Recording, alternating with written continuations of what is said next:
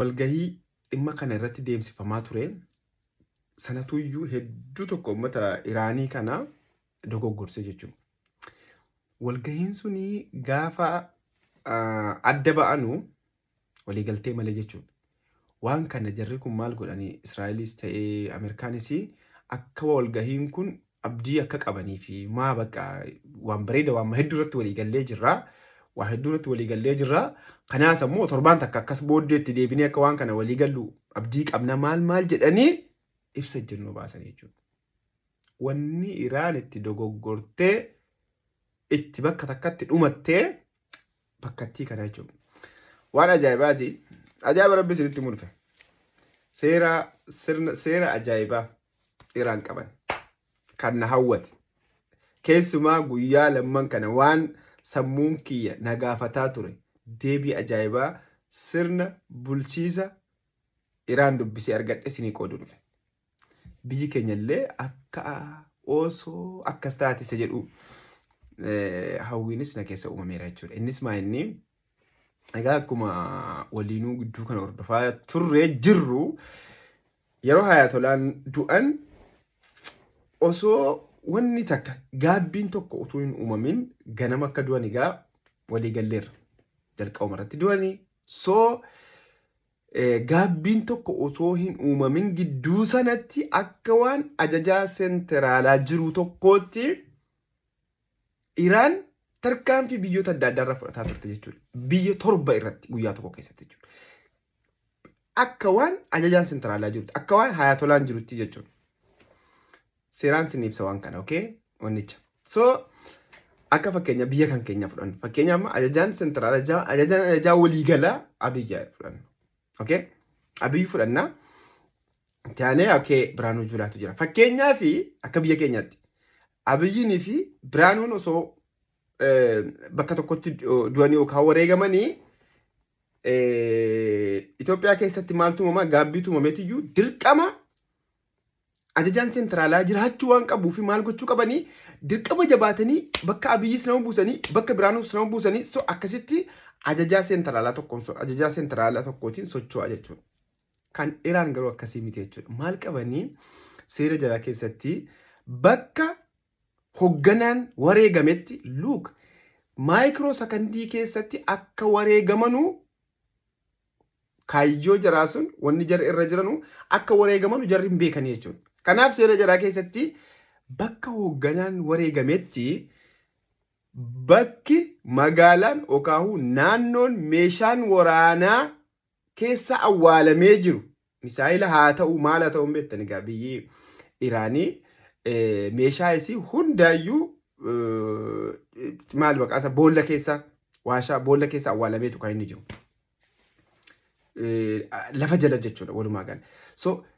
Bakki sun hundumtu naannoo inni itti awwaalamee jiru suni itti gaafatama mataa isaatiin akka biyyaatti akka ajajaa senteraalaatti tarkaanfii barbaade fudhachuu danda'a jechuudha. Kan jara dandeessisuudha jechuudha sirni jara. Kanaaf Hayatolaan du'e saatuma sanatti walitti qabamuun hin barbaachisu. Ajajaan senteraalaas hin barbaachisu. Naannoo waraanni awwaalamee jiru misaa'ila ta'uu wama fedheeyyuu haa ta'uu naannoon sun Hayatolaan du'e jennaan ajajaa takka hin barbaadu. Ajajaa inni sun bakka fedhe tokkosu rakkoo itti dhufte kana qolachuu fi itti gaafatama qabaachuudha. Kana jechuun maali? Fakkeenyaaf Iraan keessa magaalota 20 yookiin 30 keessa meeshaan waraanaa jira haa jennu. Bakka adda addaa jira baay'ee meeshaan waraanaa jira bakka adda addaatti awwaalamee jira. Akkuma Hayatolaan du'anii bakka buusuus hin barbaadu. Bakka Hayatolaas buusuun hin barbaadu. Bakka itti aanaa isaaniis bakka jeneraala dhumanii kanaas buusuun hin barbaadu. Okay? Fakkeenyaaf magaalaa tokko keessa meeshaan awwaalamee jira. Silumaayyuu ajajaa qaba naannoon sun. Ajajaa qabamee garuu akka seeraatti sila akkam ture amma Hayatolaan jirutti meeshaa sana sochoosuu meeshaa sana tokkosuu fi ajajaa senteraalii irraa fudhata ture mitiire. Bakki meeshaan awwaalamee jiru sun. Bakka Hayatolaan turetti Hayatolaan yeroo du'u immoo ajajni tokko hin barbaachisu jechuudha. Bakka hooggantoonni dhumanitti jedha. Hooggantoonni dhumanii yookaan biyyi rakkoo keessa seentee jennaan naannoon meeshaan awwaalamee jiru hundinuu hoggana ta'a jechuudha. Hundinuu tarkaanfii barbaade fudhata jechuudha. Bifa kanaan yeroo Hayatolaan du'eewu yookaan wareegamu akka waan ajajaa sentraalaa qabanuu tokkootti tarkaanfii sana fudhatanii jechuudha. Ammas fudhataa jiranii jechuudha. Kanaaf kun silaatu ammoo haala biyya keenyaa sana ta'e amma nama baay'ee bakka takka dhume ammoo hooggantoota ciccimoodha bakka tokkotti kan dhumatan. Argitanii silaa hundinuu deebi'ee hoogganaa sentraalaa argachuu qabaa, maal gochuu qabaa, wantoonni misaayilii tokkofamu maal tokkofamu akka seeraatti firmaa hoogganaati maali wayyaan danda'an agar wanti hundinuu bifa kanaan kan inni silaa biyya tokko irratti biyyoota 7 meeqa irratti kan jarri misaayila tokko sanii maal godhanii ajajaa tokko sentraala tokko irraa ture jechuudha. Firmaa nama tokkootiin ture kan biyyoota sana hundatti tokkofamu jechuudha. Garuu amma firmaarsiin barbaachisu bifa haala kanaan seera jaraa lafa kaa'atanii jechuudha. Silaa amma bakka hoogganaa yerootti dirqama bakka hoogganaa sanaa gizaawiidhaafis ta'u bakka buusanii maal godhanii jedhanii maaltu uumamuu danda'a? Gidduu sanatti gaabbiitu uumamuu danda'a jechuudha. Gidduu sanatti walitti bu'iinsi uumamuu danda'a jechuudha. Gidduu sanatti fedhiin aangoo uumamuu danda'a. Tasgabbiin hin jiru. Sa'aatii sana keessatti cinqiituu godhanii bakka Hayatolaas namni bu'uu qaba hoogganaan sentraala tokko jiraachuu qaba jedhanii itti aanaan maali sentraala jiraachuu qaba jedhanii maal wanti akkasii sirna jaraa keessa silaa jiraate silaa maaltu uumamaa bifa kanaan bifa qindaa'ina qabu kanaan waan itti dhufe ofirraa qolachuu hin danda'an ture jechuudha. Deebii kennuuf hin danda'an. Haaloo ba'achuu illee hin danda'an ture jechuudha. Ilma namaati. Sa'a sana keessatti eenyuu ta'a, eenyu ta'uu qabaa. Luuk namni hooggantoota nama 40 jedhaa jiranii namumti 20 haa dhumatume. 20 dhumate namni ijoojoon dhumate fakkeenyaaf. Ganaa bakka biraatti hoogganaa fiddee maal gochuuf sa'aatii dheeraa fudhata ture jechuudha. Kana sirni jaraa sirni ittiin bulchiisa jaraa kana cufeefii jira jechuudha. Bakka raa godheefii jira. Namu waan biyya isaatti dhufe bifa barbaadeen naannoo isaa bakka bu'ee firmaata akka tun barbaanne waraana tokko kan bakka tokko hawwaalamee jiru hoogganni waraana sanaa daareektii biyya fedhe haadha si haleeluu danda'a jechuudha. Biyya fedhe dha'uu danda'a jechuudha. Ani kaalkuleetii kana warrumti waraana kana jalqaban iyyuu warrumti waraana kana jalqaban kaalkuleetii kana yookaan sirna kana waan beekan natti hin fakkaatu sirna jarri qaban kana jechuudha. Maaliif kaalkuleetii jarri ittiin waraanatti seenanii hooggantoonni dhumatanii jennaan egaa intiniin jaraas warri deennetiin jaraa suni akka jarri bakka tokko jiranus waa hunda kenneefii jira. Hooggantoonni kun du'anii jennaan yookaan jarri dhumatanii jennaan dubbiinis dhumateera. Jarris gara dirdirii dhufanii waan baay'ee kaalkuleetii akkasiitiin itti seenanii jechuudha jarri. Gaafa Hayatolaan du'u jarri dhumate bakka san booddee ummatichi sunis warri hawaasichis xiqqoo silmaayyuu mormiis akka dhaggeessaa turanii jarris gadi ba'anii dhumate gara dirdiriitti seennaa waan jedhu kaalkuleetii akkasiitiin waraana kanatti seenanii jechuudha jarri. Bakka akkuma waraanni kun hooggantoonni kun dhumannaan akka waraanichi dhumataatti deebi'ee wantoota ammaa aangoo kana keessattis wantoota uumamuun hin beektanii jechuudha isin. Amma maal jedhe maal Tiraamp yeroo warri kun dhumatanu almost bakka amma wanti nu dhumatee jira. Isin immoo warri uummanni Iraanii gadi ba'aati. Mootummaa keessan qabadhaa waan jedhu dabarsee ture jechuudha. Biyyi sun waggaa ammalee bakka buusanii osoo bakka hin buusne illee waan xalaata bakka biraatii itti dhufu weerartuu bakka biraatii itti dhufu bifa qindaa'ina qabuun bifa haala hoogganaa sentraalaa qabu fakkaatuun ofirraa qolachuu danda'an jechuudha. Bifa kanaan lafa kaa'amee jechuudha seerri jara. Ajaa'ibno. Argitanii? Hagam tokko jarri maayikiroo sakandii keessatti daqiiqaa keessatti guyyaa keessatti hoogganni dhabamuu akka danda'u hoogganni wareegamuu akka danda'u waan beekaniif waan kana kafti banaa godhanii lafa kaa'an jechuudha. Namuu hooggana qofatu hin taane kan biyya isaa jaallatu hunduu hoogganaa sentraalaa qofa yookaan Hayatolaa qofatu hin taane eenyullee biyya isaa ni jaallata.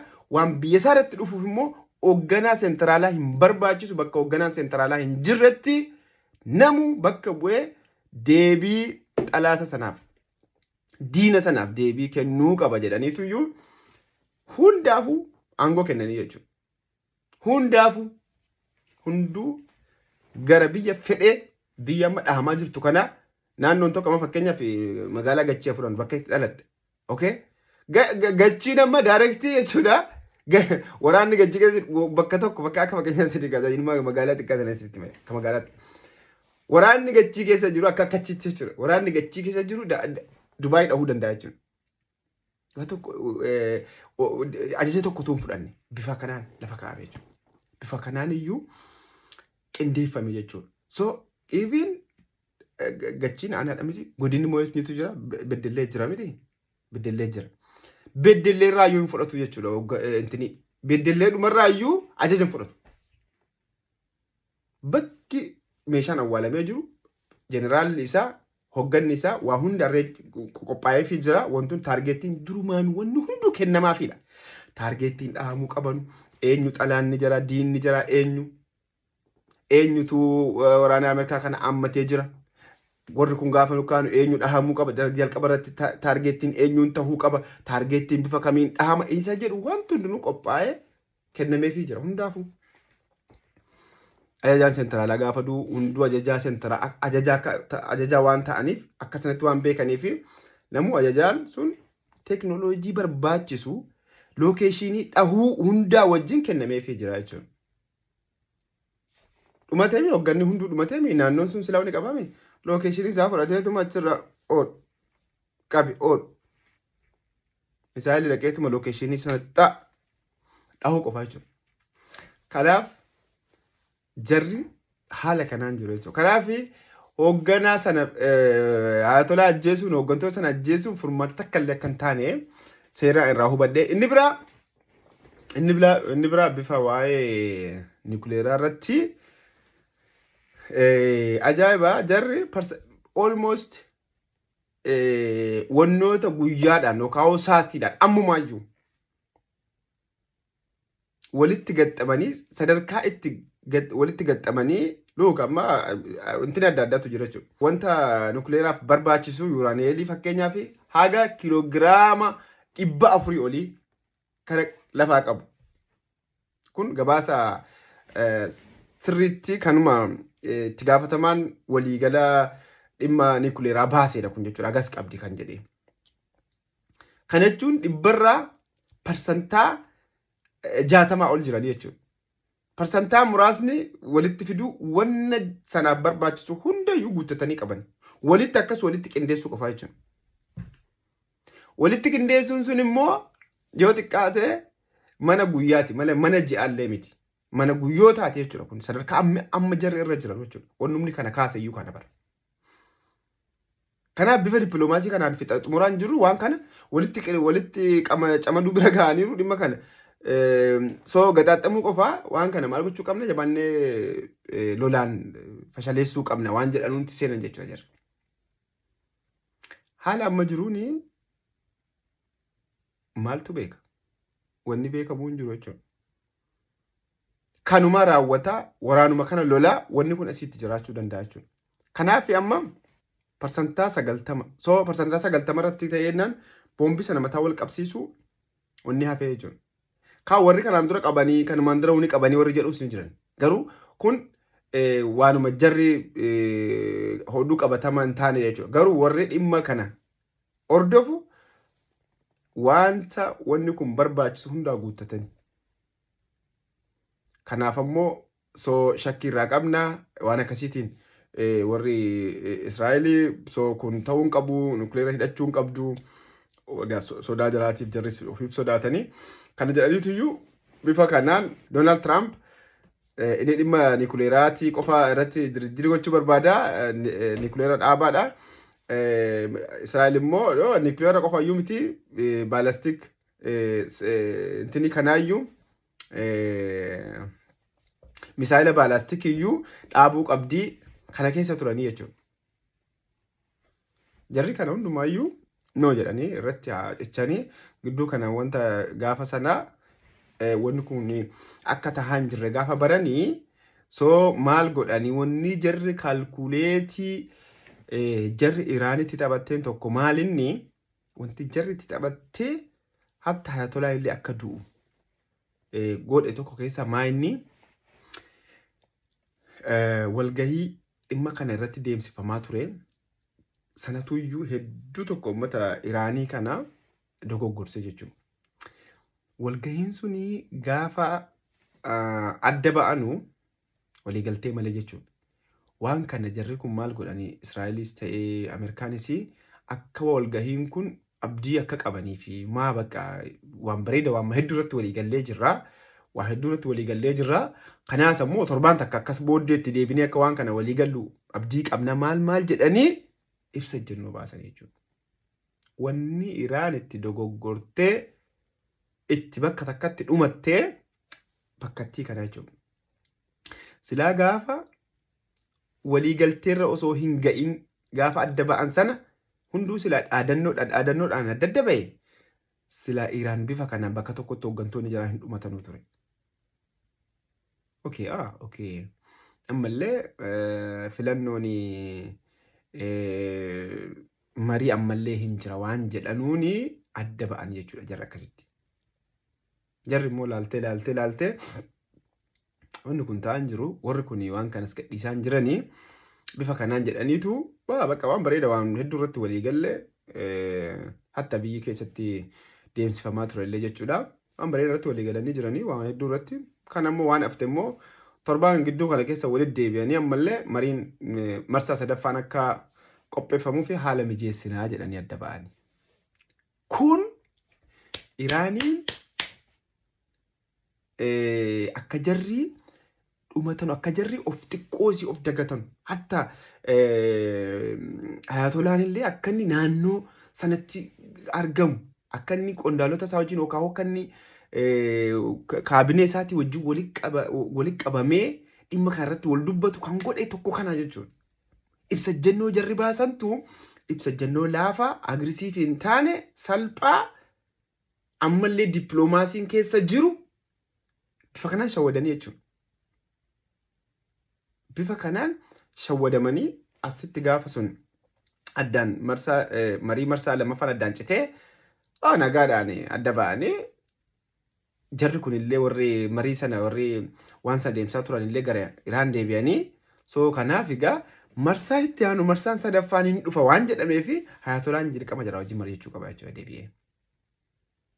Haala kanaan jarri waan kana ibsa ejjennoo kana baasanii laaffisanii bifa dippiloomaasii qabuun ammallee marsaa sadaffaan akka jiru beeksisanii gidduu kana jarri hattuun waraana itti bananii jechuudha. Haala kanaan kan jarri hooggantoonni kun bakka tokkotti nyaataman malee hedduu warra saatii daqiiqaa keessa of eeggataa turedha jechuudha. Akka du'u akka hooggantoonni keessumaa hoogganaan akka wareegamu seeruma ittiin bulmaata biyya sanaa yoo laaltanu kanarraa hubattu jechuudha. Akka nuti amma namni sagadu gara kana gaafa salaamataa ba'u rabbi galateeffachuu qabaa gaafa mirga irratti salaamataa jedhu bitaa irratti deebi'ee salaamataa ba'uusaa waan ba'eef rabbi galateeffachuu qaba. Gidduu kanatti du'uu danda'a waan ta'eef jechuudha. Akkasitti amantaan jechuudha. Maayikiroo sagandii keessa lubbuu kan kee kun lubbuu nama nuti asii intinni jennu kun maayikiroo sagandii keessa rabbisi keessaa fuuchenna. Akkana salaamu alaikum jettee anna deebitee tu as hin geenye gidduu kanatti jechuudha. Haala kanaan of eeggatte jarri Iraan akka kanatti turan. Bifa kanaan yoo seerri jaraa keessa gadi buunee yoo dubbisne seerri jaraa bifa kanaan jechuudha.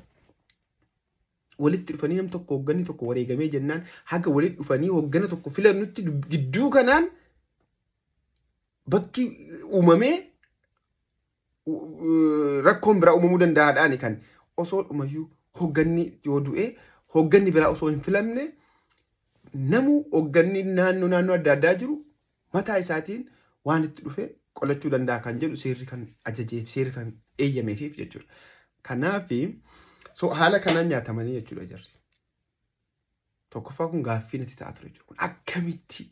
Akkamitti kana ta'uu danda'an? Akkamitti bakka tokkotti argaman? Akkamitti naannoodhuma mana jireenyaa isaa akkamitti jiraachuu danda'a kan jedhu tokkoffaa kun gaaffii natti ta'a ture. Tokko kana gaaffii natti ta'a ture. Lammaffaan isa sila bifa gaafa warri kun hoogganni kun gaafa du'u bifa akkamittiin bifa qindoomina qabu kanaan akkamitti tarkaanfii kana fudhataa jiru ni jiru gaaffii natti ture. Sunis deebii argadhe. Isa kanaafis immoo dogoggora asitti jarri keessumaa biyyi sagantaa sana qopheessite dogoggora jarris akkuma kanatti jarrallee egaa warri sun warri Ameerikaanii fi Israa'eliin warra kanallee gowwoomsite jechuudha. Bakka waan qabxiilee hedduurratti walii gallee jirra. Qabxii itti aantu kana immoo marsaa sadaffaadhaaf ilaallee mokkorra ilaalla waan jedhanuudhaan iyyuu laaffisanii akka jarri kun of dagatanu taasisanii jechuudha. Haala kanaan bakka tokkotti argamuu danda'anii soo kanaadha. Wanti hamma wanaatti waan nuti hubadhe keessaa isa kanaadha. Walumaa gala Rabbi nagaa haa fidu. Wanni kun kanaa ol ta'uu danda'a. Kanaa ol deemuu danda'a. Jarri sun isaaluma kanaa yoo itti fufanii jarri kunis soo meeshaa akka jaabaa qabanii hedduu gubatanii jiranii hoggana waggaa umurii isaa guutuu hoggantoota jajjaboodha kan dhumatanii baay'isawwan. Umurii guutuu warra Iraaniin godhe akka sodaatamtu godhe kana dhabanii inni biraa akkuma nama isiniin jedheedha. Meeshaan waraanaa bakka 100 yoo jiraate 100 intini mataa isaa qaba waan ta'eef warra kana walitti sabsab godhanii iyyuu sabsab godhanii iyyuu marii dhagatteessisuun baay'ee ulfaata amma yeroo ammaa kanatti jechuudha. Kana Rabbi nagaa haa fidu. Waan nu badheerraatu wanni asirraa hubattan yoo jiraate wanni isiniif gale yoo jiraate laayikii godhaa. Ciao.